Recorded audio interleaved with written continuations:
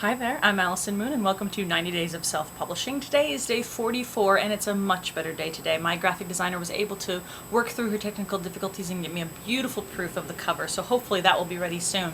But today I actually wanted to talk about typesetting. I recently started typesetting my novel now that all the edits and the proofreading is done. And typesetting is both a science and an art. The science side of it is that there are a couple of really specific rules that you need to follow to make your manuscript look a lot different from just an amateur manuscript. One of these things is using a program like InDesign, a program that allows you to have a lot of detail-oriented work to be done on the manuscript. Microsoft Word is not really strong enough to do this kind of typesetting, and so oftentimes you'll see the big differences between a professionally done book and a amateur done book by these small differences that you can tell between the two different programs. You can definitely find all the details online. It takes a little bit of digging. A lot of people aren't necessarily forthcoming about all the rules, but there are certain kind of markers. One great marker of the difference between a amateur laid out and a professionally laid out book is the ragged right edge.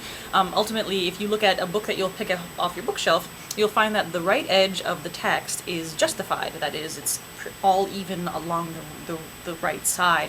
Whereas a ragged right edge is if you look at a Microsoft Word document, and you'll see that the edge kind of goes in and out. It's ragged. And that's a really big marker for people when you pick up a manuscript like that. Now, this kind of proper typesetting format is very similar to grammar in that there are going to be plenty of people who don't notice and don't care.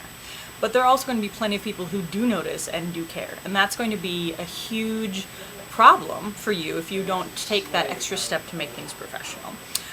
In terms of the art side of typesetting, though, there's a lot of kind of decisions that you have to make on your own based on what you want your book to look like. In terms of me making my decisions, I basically picked up a couple of books from my bookshelf and went through them and looked at them for what I liked about how they did it, where they put the title of the book and the page number. Is it on the top side or the bottom side of the page, or is it the corner or the center? How they did their chapter headings, how they did they do drop case or did they capitalize the first couple of words? I mean, these are all things that you can really play with, and that's where I'm really having a lot of fun, is I get to play with font and I get to play with all these things that I would, pardon me, all these things that I wouldn't have control over if I were to go with a traditional publisher. So I feel really happy about this. It's a lot of fun to play with, and I have a bunch of books with the post-its on them saying, like, this is the chapter heading that I want to use, and this is the font that I want to use, and this is how I want the page numbers to look. So it's been kind of fun to be able to kind of put together my own look for my book.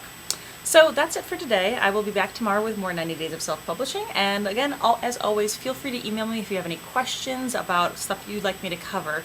My email address is moon@talesofpack.com. Thanks again for joining me. See you tomorrow. Bye.